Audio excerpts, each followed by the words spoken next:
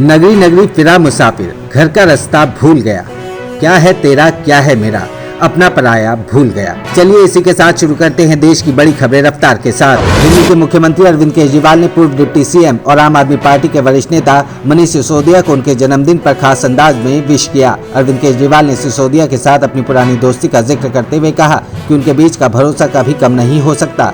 उन्होंने सिसोदिया के साथ अपनी पुरानी तस्वीर भी साझा की, जो राजनीति में उतरने से पहले के दौर की है। अरविंद केजरीवाल ने कहा कि 11 महीने से जेल में बंद सिसोदिया न तो झुके हैं और न ही झुकेंगे। बिहार के डिप्टी सीएम तेजस्वी यादव के बयान के बाद बीजेपी हमलावर है। तेजस्वी यादव ने सवाल किया कि अगर आपका पैर कट जाए, आप बीमार हो जाएं तो कहां जाएंगे, मंदिर या अस्पताल? भूख लगेगी तो कहां जाएंगे? भूख लगेगी तो मंदिर जाने से पेट भरेगा। तेजस्वी यादव के इस बयान पर केंद्रीय मंत्री और बीजेपी नेता गिरिराज सिंह ने पलटवार किया और कहा कि राम मंदिर के खिलाफ इन लोगों ने वर्षों तक कोर्ट में फील्डिंग की, लेकिन कुछ हासिल नहीं हुआ। आईएमसी चीफ मौलाना तौकीर रजा खान ने एक बार फिर ज्ञानवापी को लेकर चुनौती दे दी है। तौकीर रजा ने कहा कि हमने बाबरी मस्जिद का फैसला स्वीकार किया और उसको दे दिया, लेकिन अब ज्ञानवापी को नहीं जाने देंगे। उन्होंने कहा कि देश का नुकसान जितना इस हुकूमत ने किया उतना किसी ने नहीं किया।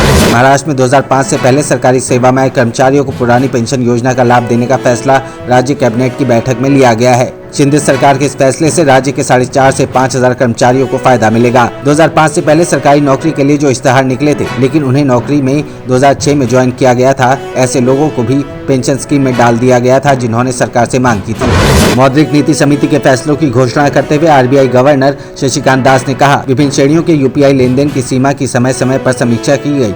अब अस्पतालों को भुगतान के लिए यूपीआई लेनदेन की सीमा बढ़ाने का प्रस्ताव है और शैक्षणिक संस्थान के प्रति लेनदेन 1 लाख रुपए से बढ़ाकर 5 लाख रुपए कर दिया गया है। मुकेश अंबानी को पछाड़कर गौतम अडानी एक बार फिर एशिया के सबसे अमीर व्यक्ति बन गए हैं। दुनिया के अरबपतियों की लिस्ट में गौतम अडानी 97.6 अरब डॉलर की कुल संपत्ति के साथ 12वें नंबर पर हैं, जबकि अंबानी 13वें स्थान पर आ गए हैं। उनकी कुल संपत्ति 97 अरब डॉलर है।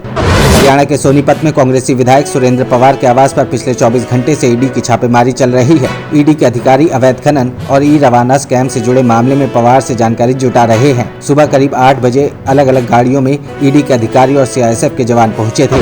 जम्मू कश्मीर के शोपियां जिले में सुरक्षा बलों और आतंकवादियों के बीच मुठभेड़ जारी है।